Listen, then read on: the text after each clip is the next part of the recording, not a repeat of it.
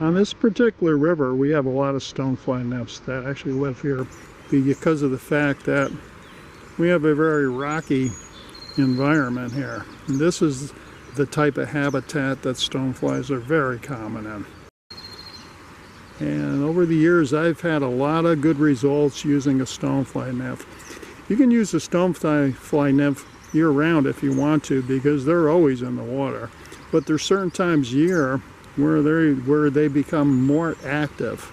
And this is during the time where they're just beginning to hatch, which usually occurs through the month of June and into July and sometimes in August as well.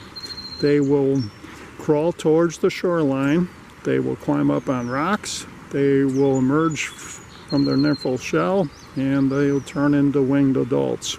Now all this happens primarily during the nighttime hours, so a lot of anglers do not actually see this hatch occurrence going on. But you can tell it has occurred by the fact that you will see a lot of stonefly nymphs on top of the rocks.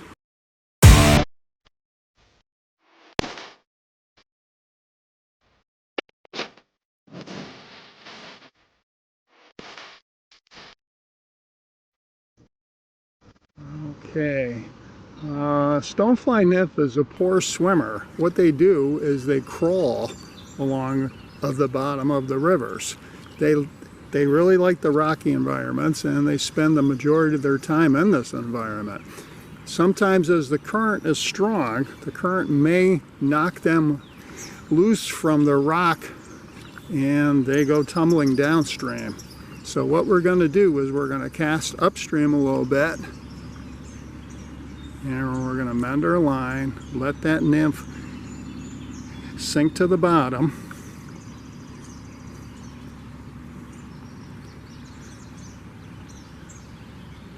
and swing down.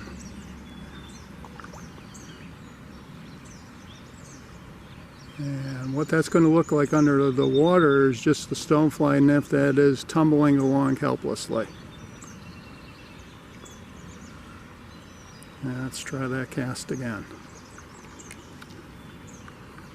Cast it upstream, let it sink, mend our line to help it sink so there's no drag.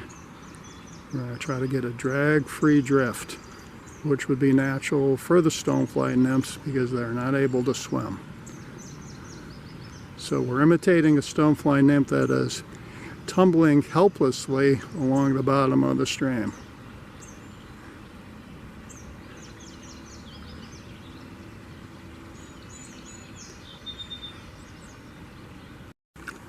Alright, we got a good cast upstream. We're going to mend our line a little bit so we get a drag-free drift on that line. Let her swing around.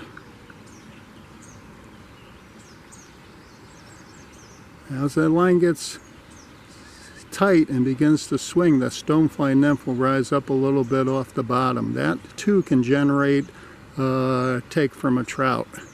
So we're going to let it do that. Let it swing and rise. Alright. We're following that stonefly as she drifts downstream, and let her swing out. I've had a lot of luck with stoneflies. As a matter of fact, I've caught my largest trout on stonefly nymphs. So I think that just goes to show you that trout eat a lot of stoneflies and they're always looking for them. So if you're not sure what fly pattern you should be using, wouldn't hesitate to use stonefly nymph.